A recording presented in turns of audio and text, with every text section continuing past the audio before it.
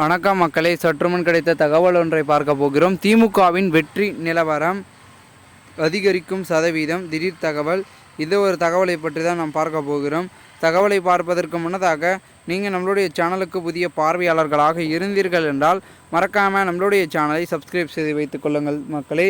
தற்பொழுதைய பொறுத்த வரைக்கும் சட்டமன்ற தேர்தலில் கடந்த சட்டமன்ற தேர்தலில் திமுக வாக்கு விட இந்த ஒரு தேர்தலில் அதிகமாகுமா அப்படி என்று கேட்டீர்கள் என்றால் அது வேற இது வேற ரூட்டு அப்படின்ற மாதிரி தான் இருந்து கொண்டிருக்கிறது. இந்த ஒரு சூழ்நிலையில் தற்பொழுது அதே ஒரு எப்படி வெற்றி பெற்றார்களோ அதே செயல்பாடை இங்கே செய்திருந்தார்கள்.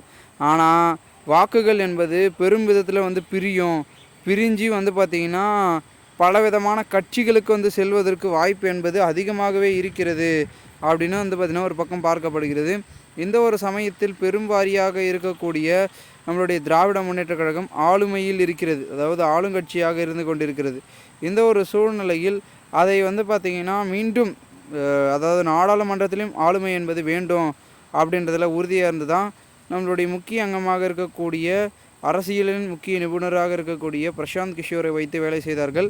அவரும் பார்த்திங்கன்னா பெரும் வாரியாக பார்த்திங்கன்னா கொடுத்த காசுக்கு கரெக்டாக வேலை செய்யணுன்றதுனால என்னென்ன பண்ணணுமோ, என்னென்ன பிரச்சாரம் பண்ணணுமோ, எப்படி பேசணுமோ அப்படி பேசணுமோ எல்லாத்தையும் பார்த்திங்கன்னா பூந்து பிளானை போட்டு எக்ஸிக்யூட் பண்ணி என்னுடைய மு.க. ஸ்டாலின் அவர்கள் கையில் கொடுத்துட்டாரு.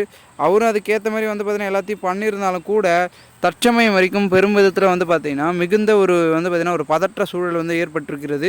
எல்லா தொகுதியிலும் அதே மாதிரி ஆகிடுமா? ஒரு சில தொகுதியில் பின்வாங்கல் என்பது இருக்கும், ஒரு சில தொகுதிகள் ஹைப் என்பது அதிகமாக இருக்கும். அந்த ஒரு கட்டமைப்பின்படி நம்மளுடைய திராவிட முன்னேற்ற கழகத்துக்கு அமையுமா அமையாதா, இல்லை பலவிதமான குழப்பங்கள் என்பது சுற்றி வளைத்து கொண்டிருக்கும். இந்த ஒரு சூழ்நிலையில் அடுத்தடுத்து என்ன நடக்கப் போகின்ற ஒரு எதிர்பார்ப்பும் பார்த்திங்கன்னா எழுப்பப்பட்டிருக்கிறது. இதனால் திராவிட முன்னேற்ற கழகத்திற்கு இந்த ஒரு 2024 தேர்தல் என்ன மாதிரி அமையப் போகிறது அப்படின்ற ஒரு மிகுந்த எதிர்பார்ப்பில் தான் பார்த்திங்கன்னா எல்லாருமே இருக்காங்க அப்படின்னு சொல்லப்படுகிறது. பொறுத்திருந்து பார்க்கலாம் என்ன நடக்கிறது, என்ன மாதிரியான விஷயங்கள் என்பதனை. மேலும் இதுபோன்று நீங்கள் அரசியல் சார்ந்த நிகழ்வுகளாம் தினசரி தெரிந்து கொள்ள நம்மளுடைய சேனலை சப்ஸ்கிரைப் பண்ணிவிட்டு கூட இருக்க பெல் ஐகான் ஆளில் கொடுத்து வைங்க மக்களே. அப்போ தான் அரசியல் சார்ந்த காணொலிகள் நோட்டிஃபிகேஷன் மூலமாக வரும். நன்றி, வணக்கம்.